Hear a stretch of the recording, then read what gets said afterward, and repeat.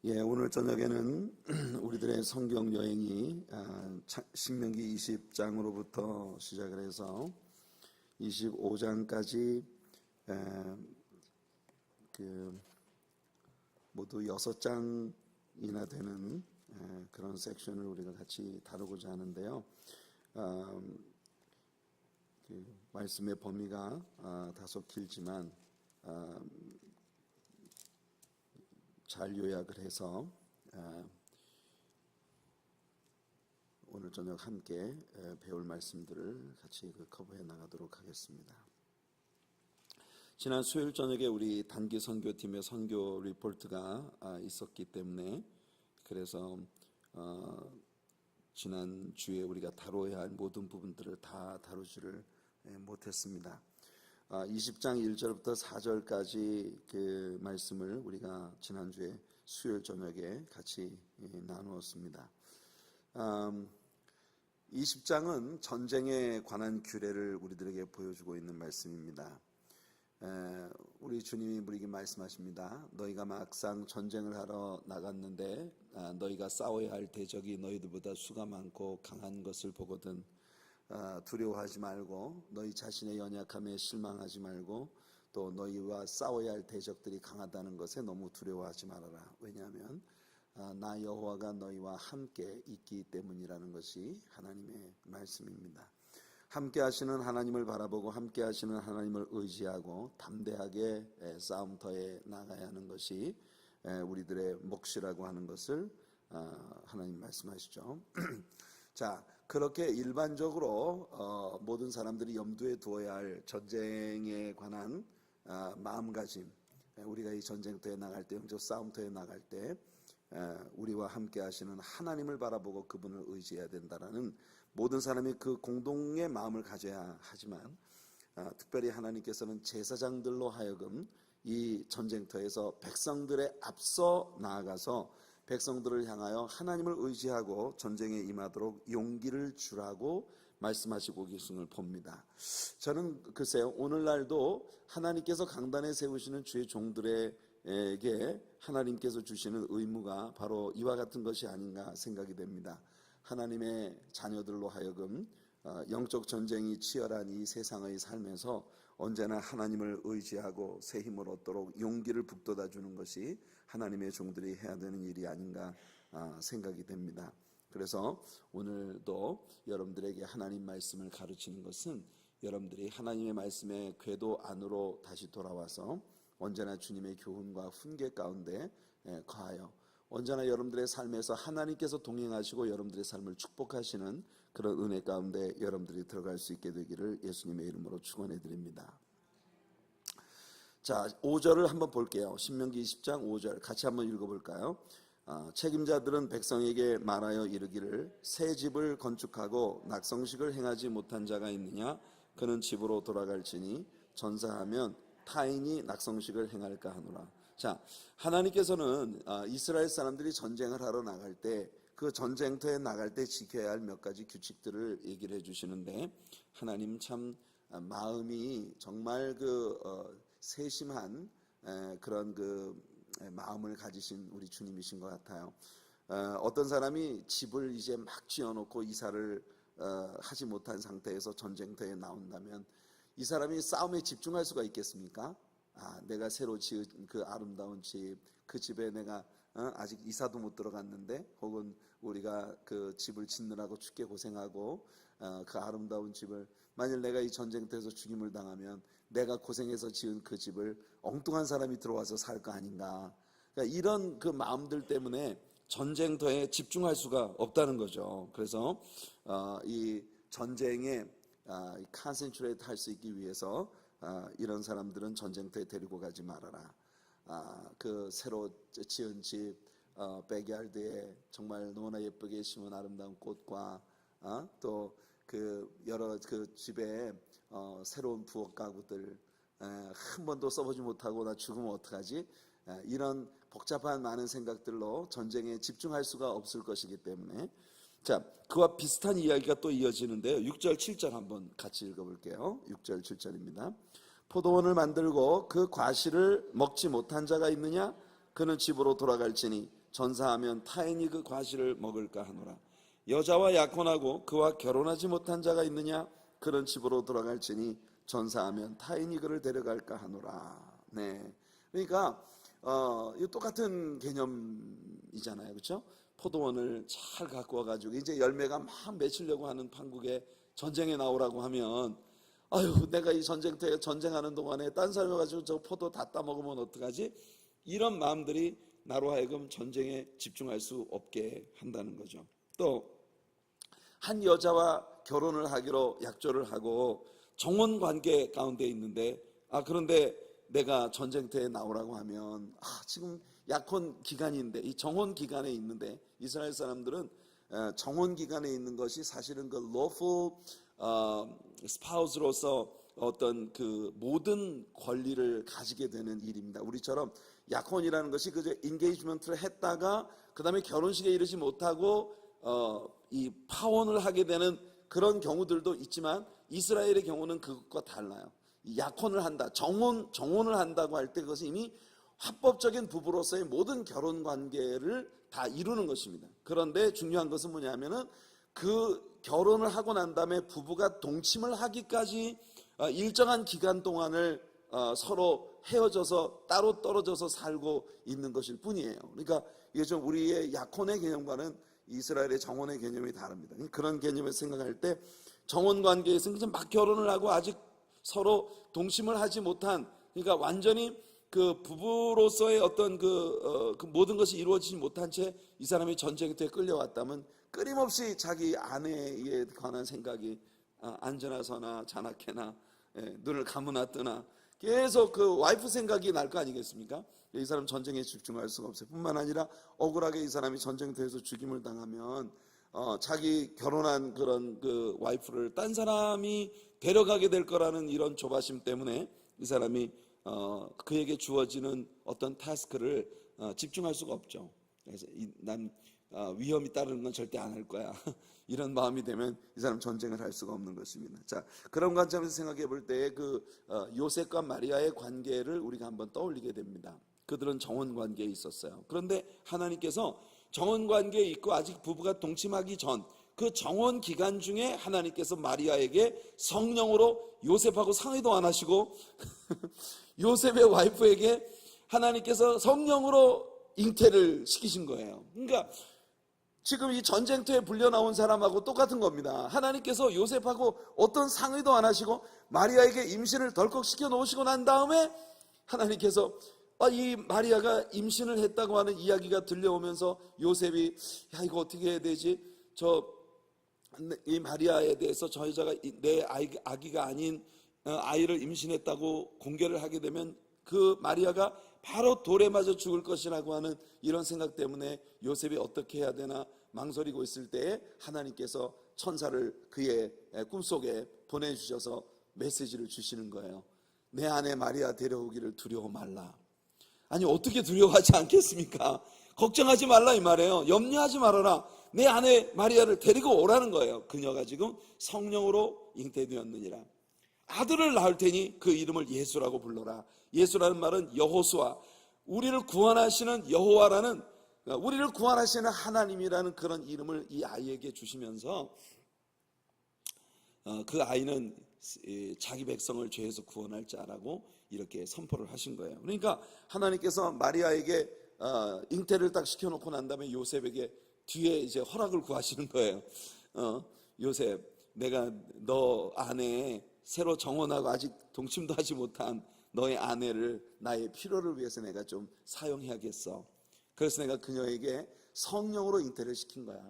이 여자가 다른 남자의 아기를 임신한 게 아니니까 아무 염려하지 말고 데리고 와라 라고 하나님께서 말씀하고 계신 것입니다. 어떻게 보면 인간적으로 생각할 때 이건 말도 안 되는 그런 일이 요셉과 마리아에게 벌어졌단 말이죠. 그런데 이 두 부부가 얼마나 아름다운 사람들이었나.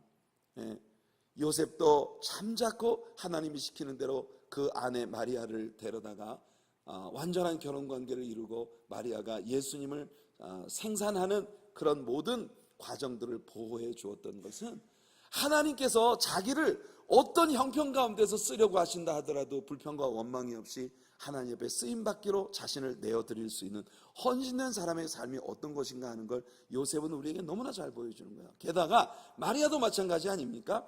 마리아가 성령으로 말미암아 잉태되었다고 하는 메시지를, 하나님께서 너에게 성령으로 너에게 잉태를 하게 하신다고 하는 메시지를 받았을 때 마리아가 뭐라고 말합니까?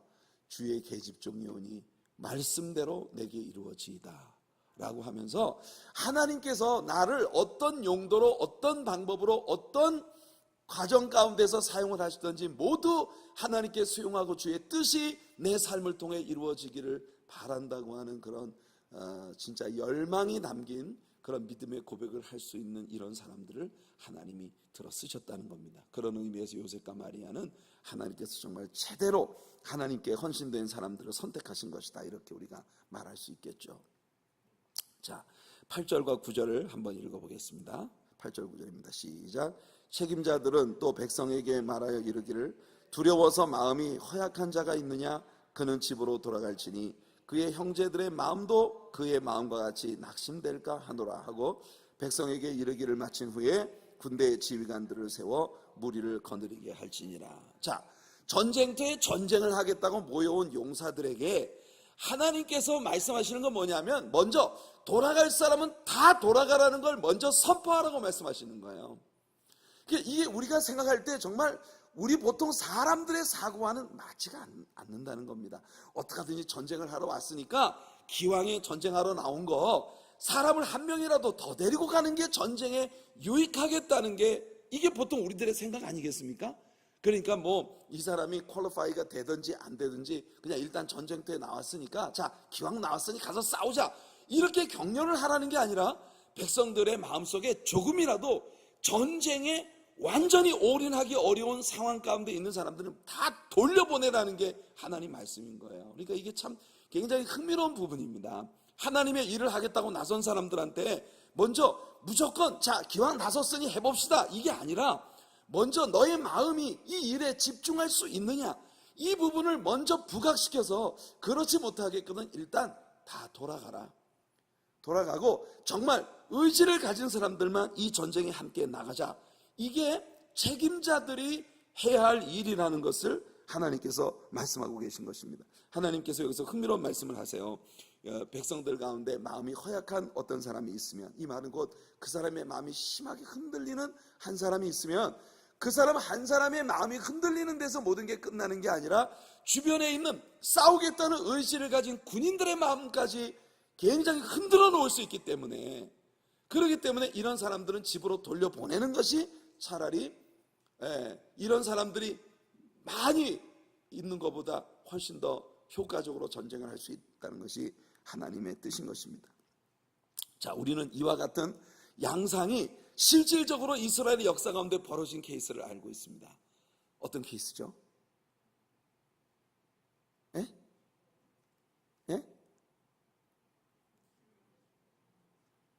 기드온의 케이스죠. 기드온의 케이스예요. 하나님께서 미디안 사람들에게 7년여 동안을 갖다가 미디안 사람들이 아말렉 사람, 동방 사람, 메뚜기 떼같이 밀고 올라와가지고 열심히 농사 지을 때 내버려 뒀다가 추수할 때만 되면 와가지고 모든 물질을 노력해 가니까 이스라엘 사람들이 견딜 수가 없는 거예요. 그런 상황 가운데 있을 때 하나님께서 기드온이라는 인물을 세우셔서 전쟁을 할 테니 군인들은 모여라, 나팔을 불게 하신 것입니다. 3만 2천 명의 군사들이 모였습니다. 꽤 많이 모였죠? 3만 2천 명. 하지만 이 사람들이 지금 싸워야 할 미디안 군사들은요, 자그마치 12만 5천 명이나 됩니다. 12만 5천 명이나 되는 군인들과 싸우겠다고 모인 사람이 겨우 3만 2천 명밖에 안 되는데, 인간적으로 생각할 때 우리는요, 이 숫자 가지고는 턱없이 부족하다는 거 아니겠습니까? 그러니까 기드온은 이 사람들이라도 다 데리고 가야지 생각하고 있는 거예요. 근데 하나님께서 기드온 보고 말씀하십니다. 야, 군사가 너무 많다. 기드온이, 아니 하나님, 이게 무슨 말씀? 아니 지금 저 12만 5천 명 군사들과 이 3만 2천 명을 데리고 나가 싸워야 되는데 군인이 많다니요. 아, 말씀이 되십니까 하나님? 내가 안 가겠다고 하지 않았습니까? 기드온은 참 체격도 왜소하고 굉장히 연약한 사람이었던 것 같아요. 포도주들 속에서 밀을 까불고 있다가 여호와의 사자를 만났잖아요, 그렇죠? 근데 하나님께서 기드온에게 말씀했습니다. 두려워하는 사람은 집으로 다 돌아가라. 그렇게 말하라고 했어요. 그래가지고 기드온이 진짜로 가가지고 전쟁하겠다고 나팔 소리 듣고 모인 32,000명한테 자, 너희들의 마음속에 두려움이 있거든 다 돌아가라. 이러니까 세상에 22,000명이 돌아갔어요. 말이 됩니까? 32,000명이 모였는데 그 수도 태부족인데 두려운 마음인 사람 돌아가라. 하나님 앞에 이 전쟁에 하나님을 믿고 나아가는 일에 문제가 있는 사람 다 돌아가라. 그러니까 22,000명이 돌아갔어요. 10,000명 남았어요. 10,000명. 기도원이 생각해. 하나님 이거 지금 뭐 하겠다는 겁니까? 안 하시겠다는 겁니까? 아니 32,000명 모일 수도 모자란데 지금 20,000명 돌려보내고 22,000명 돌려보내고 10,000명 갖고 뭐 하라는 거예요. 근데 하나님께서는 기도원에게 한마디 더 하십니다. 내가 보기엔 아직도 많다. 그래서 하나님께서 기도원을 이 군사들을 시내가에 데리고 가서 그들이 시냇물을 먹을 때 진짜 싸울 의향을 가지고 있는 사람들인지, 그래서 큰 행군을 하고 목이 마를 때 자 여기서 물을 마음껏 먹어라 이렇게 이야기하니까 군인들이 그냥 엎드려가지고 물에다가 얼굴을 쳐박고 그냥 개처럼 막 먹고 있는 그런 군인들을 다 곤란해서 집으로 돌려보내라고 했어요. 그러니까 물을 손으로 떠서 그 물을 마시는 순간에도 사주경계를 철저히 하면서 이 물을 마실 때 그것이 적군에게 공격을 받지 않도록 이 전쟁을 하겠다는 의지가 보이는 그런 사람들만 남기라고 했는데, 그렇게 해서 남은 사람이 몇 명입니까? 겨우 3,000명이에요. 125,000명의 군사들과 싸우기 위해 군사들을 모았는데 하나님께서는요 숫자가 사람을 구원하는 게 아니라는 걸 분명하게 하셨습니다. 오늘 이 저녁에 여기 하나님 앞에 모인 여러분들 우리는 정말 치열한 영적 싸움의 현장에 살고 있는 사람들입니다. 하나님께서 우리들에게 은혜를 주셔서 우리들로 하여금 정말 하나님을 의지하고 믿음으로 모든 일을 행하겠다는 강한 의지를 갖게 하시는 은혜가 우리들에게 있기를 바랍니다. 인간적인 어떤 넘버링, 이게 모든 것을 감당하는 게 아니에요. 수는 숫자에 불과합니다. 제일 중요한 전쟁의 관건은 뭐냐면 여호와 하나님이 내 편이시냐 하는 거예요. 그래서 이 전쟁의 규례에서 하나님께서 이스라엘에게 분명하신 건 두 가지인데, 첫째는 뭐냐? 내가 하나님 편에 서 있느냐, 그러니까 하나님이 나의 사이드에 계시느냐, 이거 확인하라는 겁니다. 이거 확인한다면 적이 얼마나 강하고 우리가 얼마나 부족해도 그거는 it doesn't matter. 언제나 하나님이 나와 함께 하시면 하나님이 이 전쟁의 승리를 우리에게 주실 것이라는 거예요. 그 다음에 두 번째는 뭐냐면 나는 지금 이 싸움을 위해 최선을 다하고 있느냐 하는 겁니다. 이 두 가지를 여러분들의 영적인 전쟁터와 같은 생에서 늘 확인하는 여러분들 되시기를 예수님 이름으로 축복해 드립니다. 자, 그 다음에 하나님께서 흥미로운 말씀을 하나 더 들려주시는데요, 19절 말씀을 여러분 보시면 19절에 이렇게 되어 있습니다. 너희가 어떤 성읍을 오랫동안 애워싸고 그 성읍을 쳐서 점령하려 할 때에도 도끼를 둘러 그곳의 나무를 찍어내지 말라. 이는 너희가 먹을 것이 될 것임이니 찍지 말라. 들의 수목이 사람이냐? 너희가 어찌 그것을 애워싸겠느냐? 자, 이게 우리말 번역에 약간 좀 이 의미가 대체 뭔지 좀 모호합니다.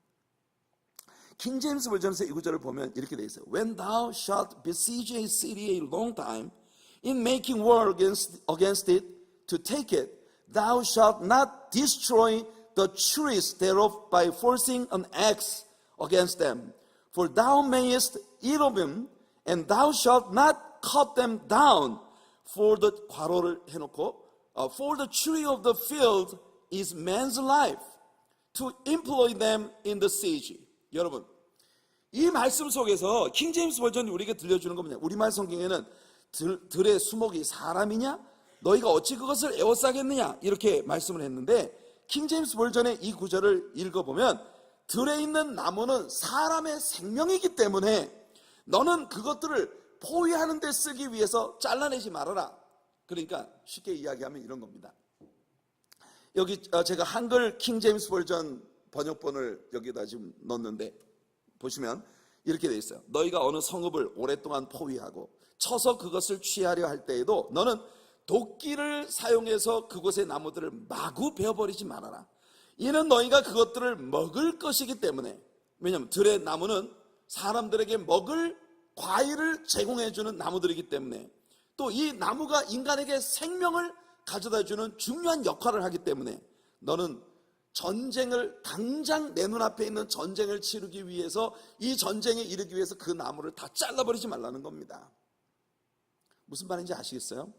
제가 독일에서 목회를 할 때 한국에서 손님들이 오시면 꼭 가는 곳이 있어요.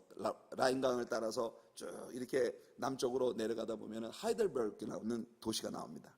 그 하이델베르크라고 하는 도시가 참 유명한 것은 2차 대전 당시에 연합군대가 이 독일을 공중에서 포격을 하는데, 이 하이델베르크라고 하는 도시를 위에서 내려다 보니까 이 도시가 너무 아름다웠다는 거예요. 그래서 완전 정말 소나기처럼 이 포탄을 내려 쏟는 가운데 이 하이델베르크라고 하는 도시는 절대로 망가뜨리지 말아라.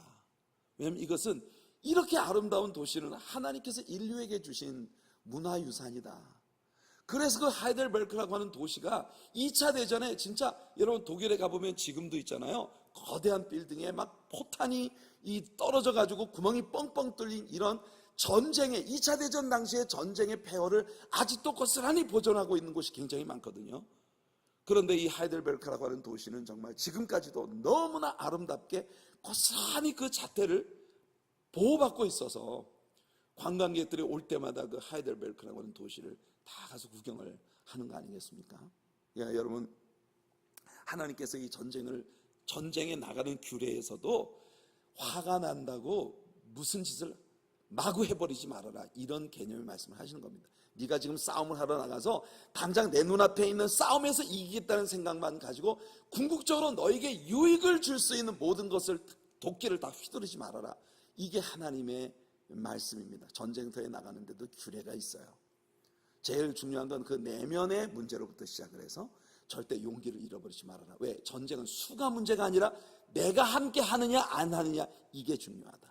이게 하나님의 말씀이고, 그렇다면 그 전쟁터에 나갈 때 전쟁에 집중할 수 없는, 하나님의 일에 집중할 수 없는 사람들을 데리고 가지 말아라. 수가 많다고 되는 게 아니다. 그래서 다 걸러내고 진짜 믿음으로 행하고자 하는 열정을 가진 사람들, 헌신된 사람들만을 데리고 가라. 이게 전쟁에 승리하는 비결이다 라고 하나님께서 말씀하시는 거예요. 그러면서 아무리 싸움이 났다고 해서, 말 못하는 나무라고 해서 함부로 도끼를 휘둘려서 베어버리지 말라는 겁니다. 여러분, 우리는요 오늘 교회라고 하는 공동체 안에서 하나님의 일을 행하는 사람들이기 때문에 하나님께서 이스라엘 백성들에게 주시는 이 말씀을 우리 마음속에 꼭 새겨두어야 합니다. 우리가 영적 전쟁을, 아무리 이 전쟁이 치열하고 내 코앞에 있는 나의 개인적인 어떤 유익이나 당장 내 눈앞에 있는 이득을 위해서 우리가 사람들한테, 아무한테나 함부로 도끼를 휘둘러서는 안 된다는 겁니다. 지금 우리가 보기에는 이 사람이 아무 쓸모도 없는 것처럼 보일지 모르지만, 여러분, 하나님의 때가 올 때 이 사람을 하나님이 정말 그 때에 맞게 쓰임받게 하기 위해 하나님이 지으신 존재들이라는 거예요. 그러니까 여러분, 바로 내 코앞에 있는 것만 바라보고 함부로 내가 폭력을 휘두른다거나 이런 일을 행해서는 안 된다는 겁니다. 전쟁판에서도 심지어 도시를 두르고 있는 수목들을 함부로 베어버리지 말라는 겁니다. 그러니까 이렇게 과일을 맺는, 열매 맺는 나무들은 다 살려두고, 혹시 너희들이 전쟁에 필요한 기구를 사용하기 위해서 나무가 필요할 때는 과목이 아닌 그런 나무들을 골라서 찍어내라고 하나님께서 그 다음 20절에 말씀하고 계신 걸 봅니다. 자, 이제 21장으로 들어갑니다. 21장은요 살인에 관한 규례, 결혼과 비행 자녀들에 대한 규례를 다루고 있습니다. 1절부터 9절까지가 살인에 관한 규례예요. 피 흘린 죄에 대해서는 반드시 한 생명이 죽음으로 그 피 흘린 죄를 대신해야 된다는 것이 하나님의 일종의 보응의 법칙입니다. 대신 그 피 흘린 죄에 대하여 암송아지가 대신 죽임을 당하는 한 규례를 이스라엘 백성들에게 선포하시는데, 당연히 이것은 우리에게 돌아올 정말 하나님의 징계를 면하기 위해 영문 밖에서 죽임을 당하신 어린 양 예수 그리스도의 아름다운 그림을 이곳에서 선포하고 있는 것입니다. 10절부터 14절까지는요 전쟁 포로로 잡아온 한 여자를 내가 사랑해서 그녀와 더불어 결혼을 할 경우에 대한 이야기를 하나님 말씀하십니다. 아시겠어요? 전쟁을 나가가지고 전쟁 포로로 한 여자를 잡아왔어요. 근데 나는 이스라엘 백성이고 이 사람은 전쟁포로로 잡혀왔으니 노예입니다. 그런데 노예라고 해서 결혼 관계를 함부로 해서는 안 된다는 것이에요. 그러니까 네가 진짜 이 사람을 배우자로 맞이할 마음의 의지가 정말 있는지 그것을 확인해 보고 결혼을 하라는 것이. 일단 결혼을 했으면 함부로 여자를 쫓아낼 수가 없다는 것이에요. 그 다음에 15절부터 17절까지가 결혼에 관한 규례입니다. 18절부터 21절까지 비행 자녀에 관한 규례. 자녀가 엄마한테 욕을 한다든지 엄마한테 대든다든지 이러면 성문으로 데리고 가서 장로들한테 이 고발을 해가지고 애를 성벽에 세워놓고 돌로 쳐서 죽이라고 말씀하고 있습니다. 우리가 이런 부분에 대해서는 여러 차례 왜 하나님께서 이렇게 하시는지에 관한 이야기를 여러 차례 해왔기 때문에, 자, 그 다음에 22절부터 23절까지가 지지난 주일 아침 설교에서 우리가 다루었던 선지자에 대한 예언이죠. 하나님께서 모세처럼 이스라엘과 하나님 사이에 서 있던 모세처럼 모든 백성들과 하나님 사이에 선지자, 중보자로 오시게 될 예수 그리스도에 대한 예언을 주시고 그의 말씀을 듣는 자들은 산다고 그렇게 말씀하신 것입니다. 22장으로 들어갑니다. 22장은 정말 잡다한 여러 규례들을 담고 있습니다. 5절에 보면요, 여자가 남자 옷을 입지 말고 남자가 여자 옷을 입지 말아라. 남자와 여자가 서로 뒤섞이는 것 하나님이 기뻐하지 않으십니다. 남자와 여자의 선이 불분명해지는 것이 죄의 시작이다. 남자는 남자다워야 합니다. 여자는 여성다워야 합니다. 여성답다는 게 어떤 것을 의미하는 것일까요? 남성답다는 게 어떤 것을 의미하는 것일까요? 여러분들 진짜 얼마 오래지 않은 미래에 여러분들 이웃집에 새로 이사 온 사람이 있어가지고 유월 트럭이 와가지고 짐을 막 내리고 있는데 이렇게 옆에 가서 이사 오는구나 하고 구경하고 있는데 갑자기 남자 둘이 와가지고 가죽 옷을 쫙 입은 남자 둘이 와가지고 Hi, why don't you meet my wife Steve? 이게 her, she예요? he예요? 이런 일들을 정말 비일비재하게 볼 수 있는 세상에 우리가 살아가고 있다는 것입니다. 하나님께서는요, 인간들의 세계에서 벌어지게 될 모든 일들을 너무나 정확하게 미리 내다보고 말씀을 주고 계세요. 자, 6절 7절을 읽어보시면 또 흥미로운 이야기가 나오는데, 여러분이 길을 지나가다가 새 둥지를 하나 발견했어요. 야, 이 새 잡아먹어야 되겠다. 이게 옛날엔 먹을 게 그렇게 넉넉지 않았기 때문에. 우리 한국 같은 경우도 참새 같은 거 잡아서 구워 먹었잖아요, 그죠? 참새를. 제가 중국에 사역을 갔다가 북경의 그 뒷골목 이 시장에 생활 그 시장에 이제 갔더니 포장마차들이 쫙 있는데, 야, 메추리를 갖다가 말이에요, 꼬지에다가 이렇게 쭉 꿰가지고서 그걸 구워서 파는데, 분명히 제가 어렸을 때 그 이웃집 형들이 참새를 잡아가지고 그 구워가지고 먹는 거를 가가지고 얻어먹기도 하고 그랬거든요. 근데 징그러워서, 아니 꼭 그 꼬지에다가 이제 그 메추라기 여러 마리를 갖다 쭉 꿰어놓은 것이 꼭 베이비가 이렇게 꼬지에 끼어있는 것 같은 모습이에요. 세상에 저런 거 어떻게 먹었지? 당나귀 고기가 중국 시장에서 여러분 제일 그 맛있는 음식으로 팔린다는 걸 아십니까? 당나귀. 아무튼 간에 그런 옛날에는 좀 먹을 게 없으니까 그런 것들을 많이 먹었어요. 근데 너희가 만약에 길을 지나가다가 새 둥지를 하나 발견해서 저 새 잡아먹어야 되겠다고 둥지를 싹 들여다봤더니 어미새가 알을 품고 있다. 그런 경우에 너는 절대 어미새와 알을 동시에 가져가지 말아라. 이 어미새의 품 안에 새끼들이 짹짹거리면서 그 엄마에게 뭔가를 얻어먹고 보호를 받고 있는 그런 상황까지 됐으면 절대 어미새와 새끼새를 한꺼번에 잡지 말아라. 그러니까 하나님께서는 심지어 동물이라고 하더라도 잔인하게 동물들을 이 땅에서 학대하고 쓸어버리는 그런 일들은 절대 하지 말라는 것입니다. 그러니까 오래전부터 하나님께서는 벌써, 오늘 우리 미국이 얼마나 스페시들을 보호하기 위해서 어종이든지 뭐든지, 여러분 낚시 그 라이센스를 받을 때 보면은 있잖아요. 몇 월부터 몇 월까지 광어는 절대 잡으면 안 되고, 민물에서도 베스를 절대 잡으면 안 되는 시즌이 있어요. 그 베스를 잡을 수 있는 시즌이 있고, 뭐 이런 다 파이크, 피크로 이런 고기를 잡을 수 있는 시즌들이 다 정해져 있습니다. 그 뭐냐면은 모든 어종들을 한꺼번에 네 눈에 보인다고 다 잡아먹지 마. 말 못하는 짐승이라고 함부로 하지 말라는 것이 하나님의 생각입니다. 우리나라 옛말에 꿩 먹고 알 먹고 둥지터로 불 떼고 이런 식으로 하지 말라는 거예요. 우리 굉장히 그런 거 좋아하잖아요, 그렇죠?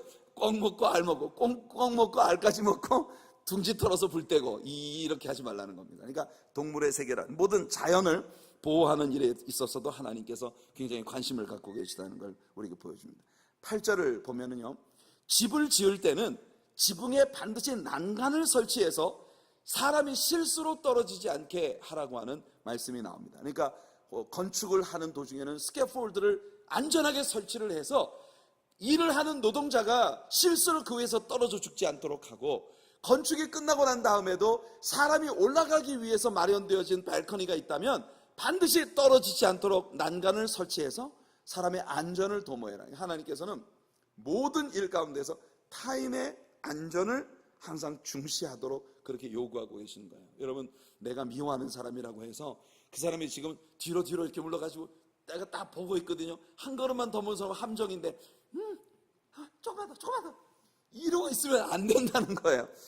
여러분들이 아무리 원수라 하더라도 쫓아가서 안 돼! 너 뒤에 지금 함정이 있어.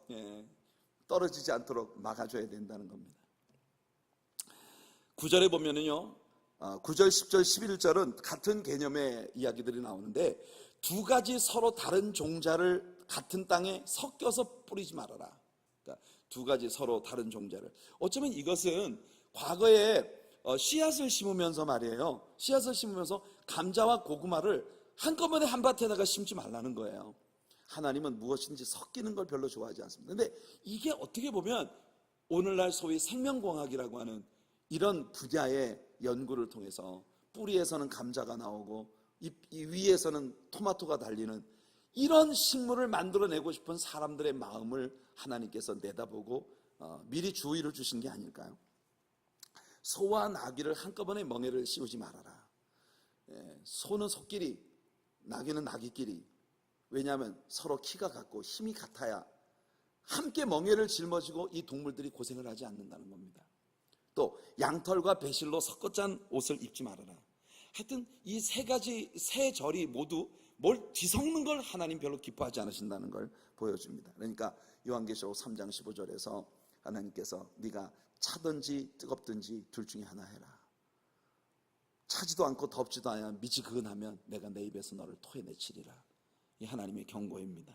그래서 여러분, 우리는 약간 모든 것이 이렇게 믹스처 되어 있는, 섞여 있는 그런 것들을, 저는 비빔밥을 되게 좋아하는데 음식을 먹을 때에도 두 가지 서로 다른 음식을 시켜가지고 막 섞어가지고 먹는 걸 참 좋아하는데, 하나님께서는 뭔가 종자가 다른 것들을 자꾸 뒤섞는 것 하나님 기뻐하지 않으신다는 걸 분명히 하십니다. 어쩌면 성도가 세상과 뒤섞여서는 안 된다는 그런 깊은 영적인 의미를 하나님은 말씀하시는 걸 거예요. 자, 13절부터 21절까지 나오는 말씀은 결혼한 여성의 처녀성에 관한 의혹을 해결하는 방법입니다. 두 사람이 결혼을 했어요.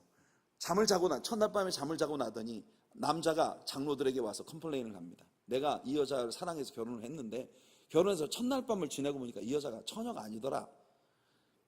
이런 것이 옛날에는 굉장히 문제가 될 수 있었던 모양이에요. 그러니까 그런 경우에는 자리옷, 17절에 보면은 자리옷을 가지고 와서 이것을 가지고 재판을 받으라고 하는데, 이 자리옷이라고 하는 말이 히브리 말의 심라입니다. 심라라고 하는 이 말은 옷이라고 하는 의미도 있고 래퍼이라고 하는 그런 의미도 있어서 아마도 그때 당시의 관례에 따라 첫날 밤을 치를 때 침대 위에 펼쳤던 시트를 이야기하는 것이 아닌가라고 학자들은 보통 생각을 합니다. 그러니까 만일 그것을 가지고 뭐 재판을 받음으로써 자기 아내가 처녀였는지 이런 것을 판별을 하라고 하는 그런 이야기가 여기에 있어요. 네, 우리가 뒤에 이어지는 말씀들을 계속 좀 더 봅시다. 22절부터 29절까지는 간음과 음행에 관한 규례들을 다루고 있고요. 30절에는 자기 아버지의 아내, 즉 서모를 범해서는 안 된다는 그런 규례가 담겨 있습니다. 자, 23장을 들어가 보면 이스라엘 민족을 다른 민족과 구별짓는 규례들, 이스라엘은 절대 다른 민족과는 확연히 구별되어져야 한다라고 하는 그런 그 규례들을 다루고 있는데, 그 첫 번째가 1절부터 8절까지 내용은 이스라엘 캠프에 절대 받아들여서는 안 될 사람들의 리스트가 나옵니다. 그러니까 이스라엘 사람으로 받아들여서는 안 된다.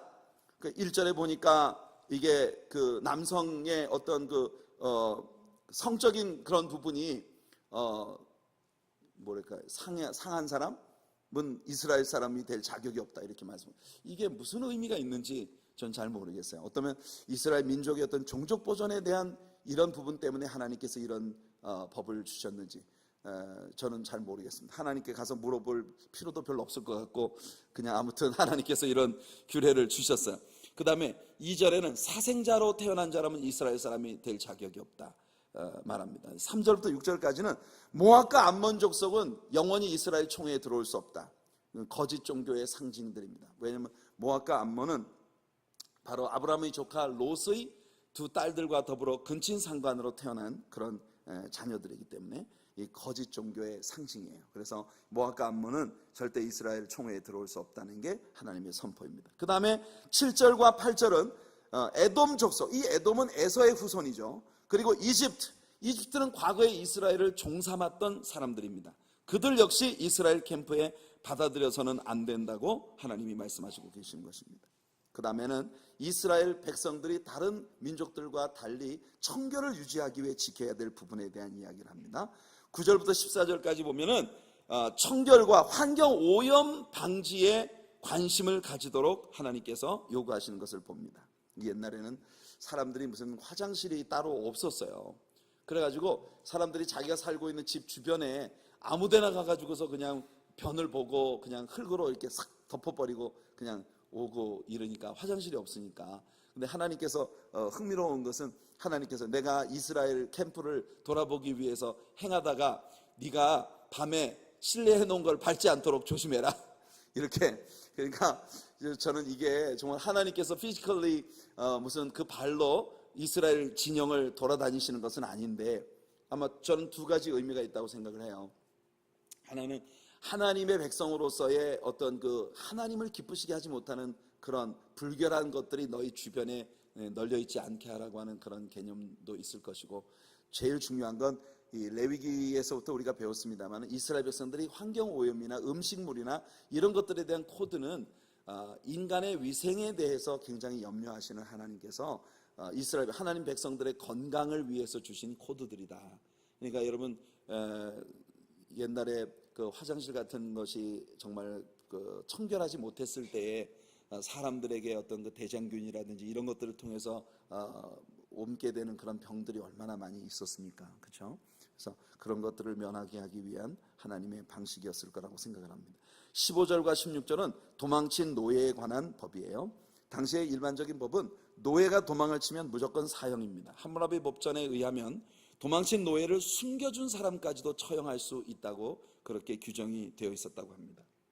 자, 17절과 18절을 보면 도덕적 청결에 대한 말씀을 하나님이 하시는데요. 매음, 동성연애 이런 것들에 불법적인 행위로 돈을 버는 사람들, 하나님은 이런 사람들을 용납하지 않으신다고 말씀합니다. 그러니까 하나님께서 이 세상에 어떤 일들이 벌어지게 될 것을 다 미리 말씀하시고 계신 것이에요. 그 다음에 19절부터 25절까지는 물질적인 청결에 관한 이야기입니다. 고리 대금업 절대 하지 말아라. 많은 이자를 받고 돈을 빌려주고 그것을 빌미로 해서 이웃을 착취하는, 가난하고 어려운 사람들을 착취하는 이런 일들은 하나님이 금하신다고 말씀하십니다. 자, 24장에 들어가 보면 이혼의 규례에 관한 이야기를 다루고 있는데요. 1절부터 4절까지 보면 첫째 모세 이혼법입니다. 모세 이혼법에 대해 1절부터 4절을 보면 이혼해서 내보낸 아내가 다른 남자와 일단 결혼을 했으면 그녀는 다시 본 남편에게로 돌아올 수 없다는 것입니다. 이 말씀은 이혼이 아주 쉬웠던 것처럼 보이지만 예수님은 이 말씀을 신약 성경에서 재해석하시기를 음행의 연고가 없는 한 절대로 이혼을 함부로 하지 말아야 한다고 그렇게 말씀하고 계신 것이에요. 5절에 보면 새로 결혼을 한 사람은 전쟁에 내보내지 말라는 말씀이 또 한 번 나옵니다. 최소한 1년 동안은 결혼을 했으면 최소한 1년 동안은 한가하게 집에 있으면서 그가 맞이한 아내를 즐겁게 하라 라고 하나님께서 말씀하고 있는 부분이 참 흥미로운 부분입니다. 여러분, 결혼을 하게 되면 결혼을 한 사람에게는 그 배우자를 즐겁게 해줄 의무가 있다고 하는 것을 하나님께서는 분명히 하고 계십니다. 그러니까 결혼을 막 한 사람은 전쟁터에 절대 데리고 가지 말아라. 아까도 얘기했습니다만, 그리고 일단 결혼을 했다는 것은 나 자신만을 위해서 살지 않고 배우자를 행복하게 해주기 위해서 살아야 한다는 거죠. 여러분들, 우리 하나님의 사랑교회 성도님들의 모든 삶은 이런 부분에서 하나님의 기쁨이 될 수 있는 우리 성도님들 되시기를 축복합니다.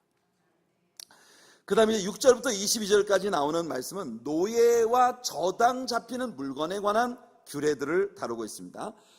자, 6절에 보니까 아무리 가난한 사람에게 뭘 빌려준다 하더라도 맷돌이나 맷돌 윗짝을 전당 잡지 말아라. 예. 여러분, 그 어처구니가 없다는 말이 무슨 뜻인지 아시죠? 어처구니가 뭔지 아십니까? 어처구니라는 게 뭐냐면 맷돌 손잡이가 어처구니예요. 그래서 맷돌이 아무리 여기 덩그러니 있어도 손잡이가 없으면 이 맷돌을 쓸 수가 없어요. 그러니까 이게 맷돌이 두 개가 마주쳐서 돌아가야 이게 맷돌의 역할을 하는데, 이 맷돌 윗짝을 갖다가 전당을 잡는다는 건 뭡니까? 이 사람이 음식을 해먹을 수 없게 만든다는 거예요. 그러니까 기본적으로 그의 생존을 위협하는 것을, 물질을 빌려주는 것으로 전당을 잡아서는 안 된다는 겁니다. 7절에 보면 이스라엘 사람들이 동족을 유인해서 종으로 삼거나 파는 것이 발견되어지면 그 유인한 자를 죽여라. 그러니까 이게 뭐냐면 인신매매. 참 이게 고대 사회에 하나님이 이스라엘 백성들에게 주신 윤례 가운데 오늘날의 사회에 큰 문제가 되어진 이런 부분들을 하나님이 다루셔야 했다는 것이 우리들이 볼 때 정말 놀라운 부분입니다. 그때 당시에 벌써 사람들을 갖다가 약취 유인해서, 그래서 이 사람을 인신매매로 팔아넘긴다든지 종으로 부린다든지 이런 일들이, 뭐 새우잡이 어선에 태운다든지 이런 일들이 이미 그때 있었다는 거죠. 제가 엊그제 어디 운전을 하고 가다가 길가에 그냥 왜 사람들이 손으로 써서 붙인 간판들 있잖아요. 고가로 금 매입합니다. 뭐 이런 광고 써서 붙이잖아요. 자동차 고가를 주고 삽니다. 현금으로 매입합니다. 뭐 이런 광고 붙어 있잖아요. 다 보면. 근데 엊그제 운전을 하고 가다가 딱 보니까 stop the 뭐라고 돼 있죠? 그 인체의 기관을 파밍하는 것 스탑하라고 그렇게 써 있어요. 근데 그게 뭐냐면 중국에서 사람의 이 장기를 밀매하는 그런 일들을 스탑시켜야 한다고 이렇게 써 있는 간판을 봤어요. 그걸 보면서 야, 저런 간판이 누군가 굉장히 하여튼 그 시리어스하게 이렇게 써서 거기에 이렇게 붙여놨더라고요. 근데 그게 컴퓨터로 만드는 그런 그 사인이긴 했는데 그게 그냥 아주 세련되게 인쇄되어진 그런 어떤 공공 그런 간판은 아닌데, 중국에서 장기를 밀매하는 그런 그 파밍 시스템을 다 파괴시켜야 한다고 그렇게 내걸고 있는 것을 봤어요. 정말 놀라운 일이 동남아시아 지역에서 매년 정말 갑자기 사라져버리는 어린아이들과 여성들의 숫자가 정말 무섭게 많다는 겁니다. 근데 그게 현실적으로 한국에서 보면 화장실 같은 데 이렇게 가보면요, 콩팥 팝니다. 뭐 써 있어요. 얼마나 무서운 일입니까? 근데 그것이 중국에서 사람들을 납치해가지고 배에 태워서 중국을 데리고 가가지고 거기에서 정말 살아있는 사람을 갖다가 신체를 이렇게 분리해가지고 비싼 돈에 이 신장이라든지 심장이라든지 이런 그런 기관들을 갖다가 불법적으로 매매하는 이런 일들이 현실적으로 이루어지고 있다고 하니까 얼마나 우리가 정말 이 세상이 제가 볼 때는 거의 끝인 것 같아요. 근데 하나님께서 이런 일들에 대해서 경고하고 계신 것을 볼 수 있습니다. 8절과 9절은 나병에 대해서 주의하라고 말씀하시고 있는, 우리가 벌써 레위기에서 나병에 대해 배웠죠. 그 다음에 10절부터 13절까지 보면은요, 이웃에게 돈을 구워줄 때 절대로 네가 남의 집에 들어가가지고 네가 저당 잡을 물건을 네 마음대로 가지고 나오면 안 된다는 겁니다. 그러니까 내가 정말 가난한 사람에게 돈을 빌려준다 할지라도 그 사람을 완전히 자존심을 짓밟고 그런 모든 그의 개인적인 최소한도의 어떤 그 자존심을 그 상하게 하지 않도록 하나님께서 요구하고 계신 것 같아요. 네가 아무리 돈을 빌려주고 저당물을 네가 잡는다 하더라도 네가 들어가 가지고 막 아무거나 내가 이거 저당 잡을까 이렇게 하지 말라는 겁니다. 그 돈을 빌리는 가난한 사람이 자기가 한정하고 있는 그런 저당물을 가지고 나오면 그 손에서 그것을 받으라고 말씀하고 계십니다. 14절과 15절을 보면 곤궁하고 비난한 품꾼을 학대하지 말고 품삯을 반드시 지불해야 할 당일에 지불하라는 겁니다. 품삯을 밀리지 말아라. 그가 여호와께 호소하면 너에게 죄가 될 것이다. 그러니까 곤궁하고 비난한 품꾼, 가난해서 말이죠, 막노동을 하면서 하루하루를 먹고 사는 사람들에게는 그 하루의 품삯이 그 사람의 생명과 직결되어 있는 것이에요. 그래서 절대로 품삯을 밀리지 말라고 말씀하시고 계신 것입니다. 그 다음에 16절을 보면 자식들의 죄로 인해 부모가 죽임을 당하는 일이 없고 부모의 죄 때문에 자식이 죽임을 당하는 일은 없을 것이다. 각 사람은 자기 죄로 말미암아 죽임을 당하는 것이라는 걸 말씀합니다. 17절과 18절을 보면 객이나 고아의 송사를 억울하게 하지 말고 과부의 옷을 전당 잡지 말아라. 이스라엘은 자신도 지난 과거의 애굽에서 종이었었다는 것을 잊지 말아라 라고 말씀합니다. 지금 좀 잘 살게 되었다고 해서 개구리가 올챙이 시절 생각 못한다고 자기도 종으로서 엄청난 학대를 받고 고통을 받았는데 지금 남을 좀 부릴 수 있게 됐다고 해서 남을 그렇게 심하게 학대하는 것, 그리고 고아와 손님, stranger, 그러니까 나그네들, 이런 사람들을 재판 과정에서 억울하게 그런 사람들을 불리하게 판결을 하는 왜곡된 판결을 해서는 안 된다는 게 하나님 말씀입니다. 그 다음에 19절부터 22절까지 이 부분이 굉장히 중요해요. 농사를 짓는 사람이 밭에서 곡식을 벨 때 한 움큼을 혹시 곡식을 베다가 깜빡 잊어버리고 빠뜨리고 지나갔다면 다시 뒤로 돌아가서 그걸 가져오지 말라는 거예요. 네가 실수로 곡식을 베다가 한 움큼을 흘렸으면 그 흘린 것이 가난한 사람들이 와서 주워 먹고 살도록 하나님께서 그들의 몫으로 제공해 주신 것으로 인정하라는 것입니다. 성도 여러분, 여러분들은 있잖아요, 정말 가난하고 어려운 사람들을 위해 뭔가 배려를 하는 데에서 인색하지 않은 우리 성도님들이 되시길 바랍니다. 참 우리 성도님들 이렇게 보면은 굉장히 남에게 후하게 베풀고 다른 사람을 배려하는 일에 굉장히 아량이 있는 그런 성도님들을 제가 참 많이 봅니다. 그래서 굉장히 여러분들을 섬기는 목사라는 게 제가 늘 자랑스럽고 늘 감사해요. 네, 여러분, 음식을 먹으러 식당에 갔을 때 종업원에게 팁을 주는 것을 너무 아까워하지 마세요. 그 사람들은 팁으로 사는 사람들입니다. 그러니까 여러분들이 그 조금만, 근데 사람이 참 그 심리가 이상해요. 그 팁을 일부를 더 주는 것을 얼마나 바들바들 하는지 몰라요. 근데 실제 다른 곳에 가서 내가 필요한 뭘 할 때 1불 정도는 거스름돈을 안 받고 지나갈 때도 있어요. 그런데 내가 나를 위해서 서브해준 그 종업원을 위해서 팁을 주는데 그 팁을 주는 데는 우리가 굉장히 막 몇 센트를 막 따지고 그래서 여러분들 핸드폰 가지고 다니면서 다 계산하죠. 그래서 여러분, 우리 성도님들이 그런 부분들은 가난한 사람들과 우리가 늘 쉐어하면서 살아가는 그런 개념이라고 여러분들이 생각을 하시면 좋을 것 같아요. 그래서 우리는 워낙 팀 문화가 되어 있지 않은 곳 출신이어서 그런지 모르지만 항상 보면 그런 부분에서 되게 이렇게 좀 바둥바둥하는 그런 부분들이 좀 있는 것 같아요. 네, 다른 사람에게 베푸는 일에 대해서는 좀 넉넉하게, 네가 큰 밭을 추수하는 사람이 겨우 그 곡식 몇 움큼 빠졌다고 해서 네가 그것 때문에 가난하게 되지는 않지 않느냐. 그런 건 가난한 사람이, 농사를 지을 밭도 없는 사람이 와서 주워다가 먹을 수 있도록 좀 내버려 두어라. 사람이 말이에요, 한번 이렇게 지나가고 난 뒷자리에는 다른 사람에게 뭔가 사랑으로 남겨지는 뭔가가 있어야 돼요. 그래야지 그게 정말 아름다운 겁니다. 여러분들이 어떤 다른 곳에 여행을 가가지고 어떤 지인의 집에서 머물렀다면 여러분들이 떠나고 난 다음에 여러분들이 남기고 가는 사랑의 선물들이 많기를 바랍니다.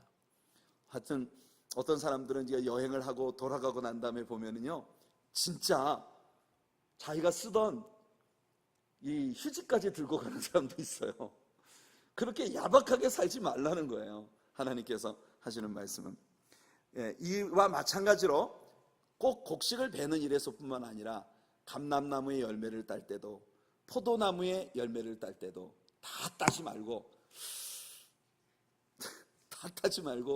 일부는 남겨두어서 가난한 사람들이 언제라도 와서 그것을 먹을 수 있도록 하라는 겁니다. 옛날에 우리나라 사람들에게도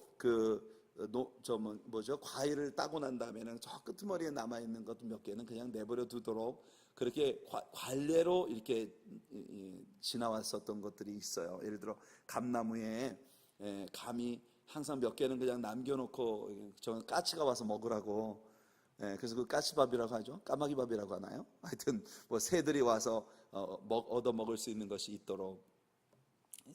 여러분, 여하튼 크리스천으로서 우리들, 하나님 백성으로서 우리들은 남에게 베푸는 일에서 좀 넉넉한 마음을 가지는 것이 하나님을 기쁘시게 해드린 일이라는 겁니다. 자, 이제 25장이에요. 마지막으로 죄의 형벌과 과부의 보호, 그리고 아말렉 백성들에 대해서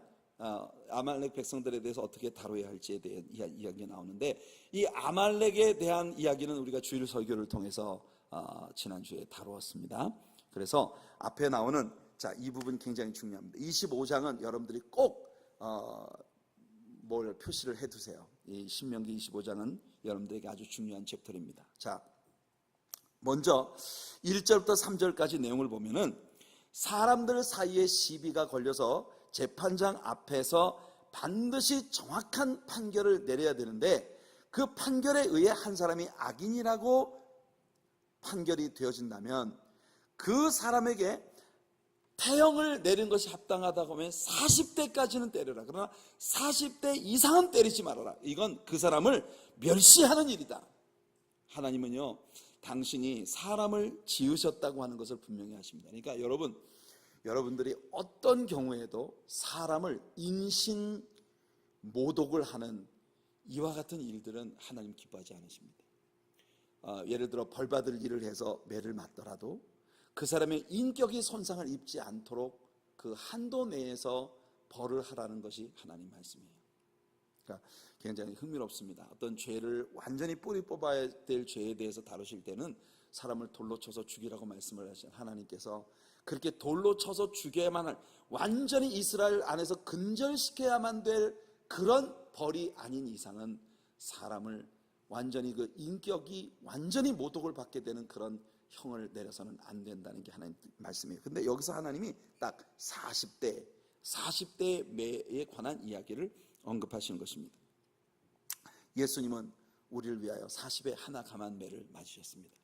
그러나 이 40대의 매라고 하는 것이 죄를 지은 사람이 받을 형벌로 정해진 것은 예수님 받으신 이 40대의 매가 바로 인류의 모든 죄를 대신 짊어지신 것이라고 하는 걸 보여주는 그림인데요. 특히 로마 사람들이 가지고 있었던 채찍의 40대를 맞는다는 건 그 자체가 죽음을 의미하는 것이었습니다. 이 로마 군인들의 채찍은 끝이 여러 갈래로 갈라져 있어서 그 갈라진 끝마다 유리 조각, 쇠 조각 이런 것이 붙어 있어서 그 채찍으로 한 대만 사람을 때리면 등을 마치 곰 발톱처럼 푹 파고 들어가는 거예요. 그걸 잡아챌 때 완전히 채찍 한 대만으로도 등뼈가 허옇게 드러날 정도로 온 몸을 완전히 점여놓는 그런 무시무시한 채찍입니다. 여러분들이 멜 깁슨의 The Passion of the Christ라고 하는 영화를 아마 보셨을 거예요. 그 Passion of the Christ라고 하는 영화를 보면 예수님의 그 처형이 가장 사실적으로 묘사되어 있는 그런 모습들을 봅니다. 정말 얼굴에도 온 사방에 채찍이 떨어져서 살점이 파이고 눈알이 튀어나오고 막 그 참혹한 모습이 재현되어진 것을 여러분 보는데, 예수 그리스도의 십자가에 관련된 어떤 영화보다도 사실적으로 묘사되어 있는 게 바로 그 영화였어요. 예수님은 우리들의 죄를 위하여 그와 같은 형벌을 받으신 것입니다. 4절에 보면은 흥미로운 한 규례가 중간에 끼어 있는데요. 곡식을 떠는 소에게 망을 씌우지 말아라. 곡식을 떠는 소는 온 발에 밟히는 게 다 먹을 거예요. 그런데 먹을 것을 떨기 위해서 소를 사용하면서 소의 입에 혹시라도 그 곡식을 주워 먹을까봐 소의 입에 망을 씌우는 일은 그 소에게 너무 잔인한 일을 행하는 거라는 겁니다. 온 사방이 먹을 건데 그 먹을 것을 위해서 일을 하는 소의 입에 망을 씌워서 소가 그것을 먹지 못하도록 해서는 안 된다는 거예요. 왜냐하면 그렇게 곡식을 떠는 과정이라고 하는 건 추수에 큰 즐거움이 있는 날 아니겠습니까? 그런 날에는 심지어 송아지라도 넉넉히 먹을 수 있게 배려하라는 것이에요. 근데 신약 성경에서 고린도 교인들에게 바울 사도가 이 말씀을 어떻게 인용을 하고 있냐면, 하나님의 교회에서 하나님의 나라를 위해 종사하는 하나님의 종들이 제단에서 나오는 그런 모든 식물로 삶을 유지하는 것은 너무나 당연한 일이다. 그래서 바울 사도 자신은 그때 당시에 텐트 메이킹 사역을 했단 말이죠.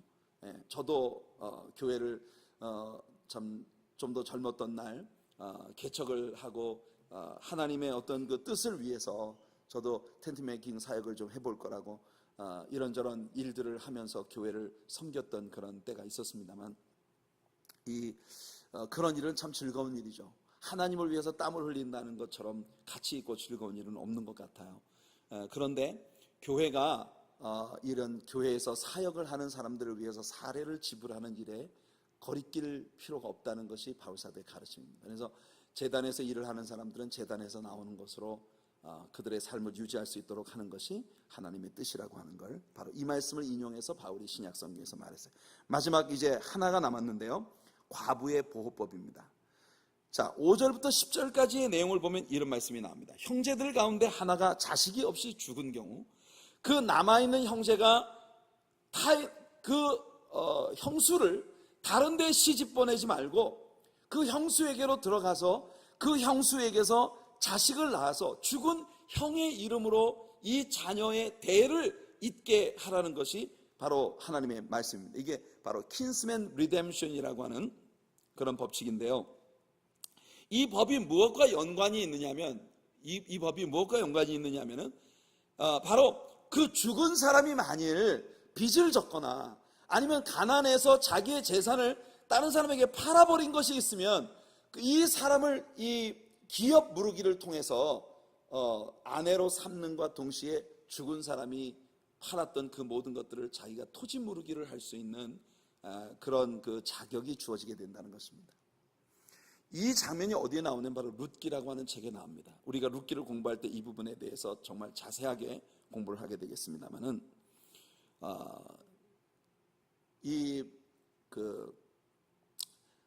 대를 잇지 못하고 한 가정이 완전히 몰살을 했을 때 가장 가까운 친척이 이 신명기 25장에 나오는 이 규례를 지켜야 한다는 것이 바로 킨스맨 리뎀션, 친족 구원이라고 불리워지는 그런 일인 것입니다.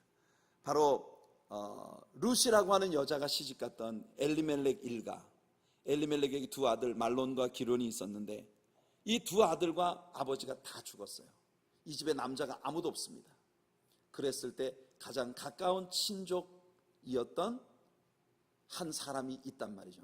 그 사람보다 두 번째 서열을 가지고 있지만 보아스라고 하는 인물이 기꺼이 친족 구원을 통해서 이 사람을 이 룻을 아내로 맞이하고, 그리고 또 죽은 자들이 팔아버렸던 그 토지를 그 사람에게 다시 사서 죽은 자의 이름으로 유업을 잇게 할 그런 의지를 가지고 있었다는 것입니다. 이게 뭐냐면 바로 예수 그리스도가 우리를 위한 친족 구원자가 되기 위하여 죄로 인해서 완전히 브로큰 되어버린 우리들을 구원하시기 위해 우리와 동일한 육체를 입으시고 이 땅에 오셔서 우리를 구속해 주신 사건을 보여주는 것이 바로 이 보아스를 통해 보여주는 이 구속의 로망스인 것입니다. 그리고 그 뒤에 이제 또 다시 여러 가지 이야기가 나오는데 11절부터 12절까지는요 다툼을 일으킬 수 있는 문제들에 대한 이야기를 하는데, 두 남자가 서로 싸우는데 한쪽 남자의 아내가 그 자기 남편을 때리는 사람의 손에서 자기 남편을 구하기 위해서 가까이 가서 그 자기 남편을 해코지하는 남자의 성기를 잡으면 그 여자의 손을 찍어버리라는 말씀이 나와요. 사랑하는 우리 여성 여러분, 혹시 아무리 화가 나더라도 저는 왜 성경에 이런 이야기가 나오는지 모르겠어요. 그런데 이런 말씀들도 사실은 우리들 모두에게 하나님께서 주시는 말씀들이에요. 그래서 하나도 빼놓지 않고 말씀들을 다 여러분들이 혼자서 통독을 할 때는 이런 말씀을 읽으면서 별 쓸모없는 이야기가 여기 나와 있네 라고 생각하겠지만, 그 다음에 이제 마지막 것이 뭐냐면 13절부터 16절입니다. 주머니에 두 종류의 다른 저울추를 갖지 말아라는 겁니다. 집안에 큰데 작은데 대박이 서로 도량형이 다른 대박을 가져서는 안 된다는 거예요. 이거 뭡니까? 항상 저울추를 공정하게 사용해야 된다. 그러니까 상거래를 할 때 신용을 지켜야 된다는 것을 하나님은 여기서 말씀해 주시고 계신 겁니다. 오늘 우리는 정말 다양한 규례들에 대해서 배웠습니다. 우리 인간이 삶을 살아가면서 사람의 삶의 주변에서 벌어질 수 있는 다양한 이슈들을 하나님께서 아주 소상하게 다루어 주신 그런 내용들을 우리는 배웠는데요. 이 말씀들을 통해 우리는 하나님의 백성들은 믿음이 없는 세상 사람들과는 확연히 구별되어진 삶을 살아야 한다는 것을 하나님이 강조하고 계시다는 것을 배우게 됩니다. 성도 여러분, 하나님께서 우리에게 성령을 부어주셔서 우리들을 성결케 하시고 오늘 저녁 우리가 찬양했던 것처럼 정결한 마음을 우리 안에 부어주셔서 우리 안에 새로운 정직한 영을 새롭게 하시고 구원의 감격, 기쁨이 내게서 멀어지지 않도록 하나님이 우리를 멀리 하시지 않도록 늘 주님 앞에 구하며 주님과 달콤한 사귐과 교제 가운데에서 여러분들이 살아가는 그런 은혜가 여러분들 모두에게 있기를 예수님의 이름으로 축원해 드립니다.